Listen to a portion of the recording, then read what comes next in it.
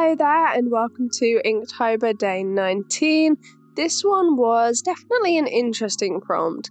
The prompt is ponytail. Personally, I don't think this prompt is one of my favourites. I think it's quite an easy prompt and there are definitely things that you can do with it. It wasn't a difficult one like scrape, but I don't think it left a lot of room for the imagination.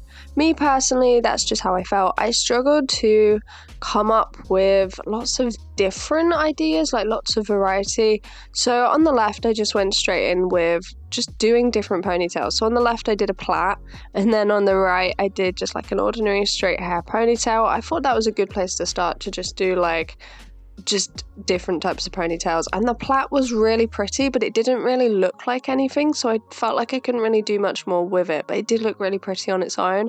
The straight hair ponytail, the idea that I had was, I thought, what does it look like? And it kind of looked like a waterfall to me. So the idea that I come up with was kind of the silhouette of the back of a person with a long ponytail, and the ponytail actually goes into like a landscape. So it's quite surreal, but the ponytail sort of turns into the top of a waterfall and then it goes down into a landscape. I think it's a somewhat good idea. Obviously, let me know if you completely hate it. But I thought it was kind of a unique idea. The only problem, which is quite a big problem, is I thought it would be really difficult to do in ink.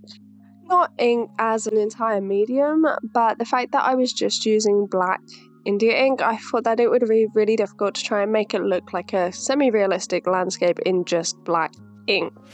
Now, when I was using the dip pen here, I actually spilt it, like it dripped, and it's such a small dip pen, this one. It's the smallest nib I have, and I'm not used to it, but I think I'm just a little bit too, like, my hands just sort of fling it around everywhere and I sort of think it's secure, and then I get like massive black dollops that fall out. That's been like a really recent thing, that I sort of treat it like an ordinary pen and then massive black dollops of ink fall out. So that's definitely something that I need to work on. I think it's just the way that I've been handling it. I need to be a little bit more careful, but that did kind of mean that big dollop there, that the tissue paper didn't really absorb much. I had to somehow figure out how to cover it, which was obviously an additional thing that I didn't really need.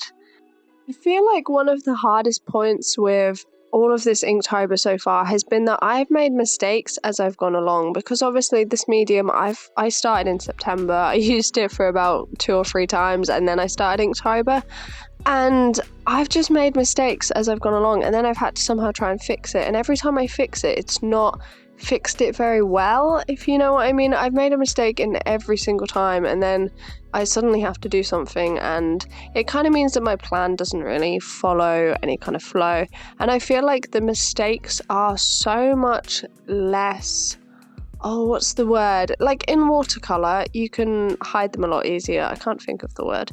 In ink, it's so unforgiving as a medium, especially black India ink. Like if I make a splash and I accidentally spill something, it doesn't absorb like watercolour does. And I know because I did ink and then I used my watercolour just after using ink, and I literally dabbed it away with tissue paper and like all of it just came off. And even the most staining watercolours are not as staining as ink.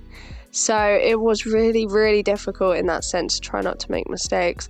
I know it's really hard to see here because of the lighting, but I was really happy with how the sky and the clouds went. I only did the one layer and I used the same technique that I always use, which is basically putting down virtually a flat wash that's a little bit lighter on top, and then I use the tissue paper and I just dab away the clouds, and I love that technique. That's what I use for when I do plein air with watercolour, and I liked it so much I didn't want to touch it again, so I just left the sky as it was.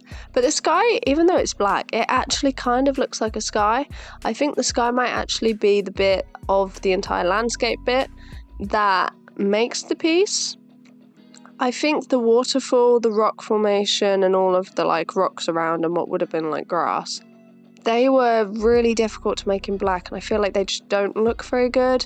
I think the silhouette of a person and the ponytail, you can kind of tell what it is, and the sky, you can tell what it is. The rest of it is kind of difficult. With the waterfall, I tried to keep most of it white, but I did make a mistake a little bit, and on the left side, I ended up going a little bit lower. I kind of had a load of dip pen lines, and I accidentally just went too low, and then I tried to dab it up, and I just could not pick up the ink. It was too staining. So that was really difficult. But there are parts of this one that I'm really happy with. As I say, the cloud, and I think the ponytail in itself is okay. And I do really like the concept. I think if it was done in colour, it could actually be really cool as a surrealist piece. And I could possibly give this a go in watercolour in my sketchbook maybe, if I'd like to. But yeah, this is how this one's turned out. I hope you like the concept, the idea. Thank you so much for watching along. I will see you tomorrow for day 20. Bye bye.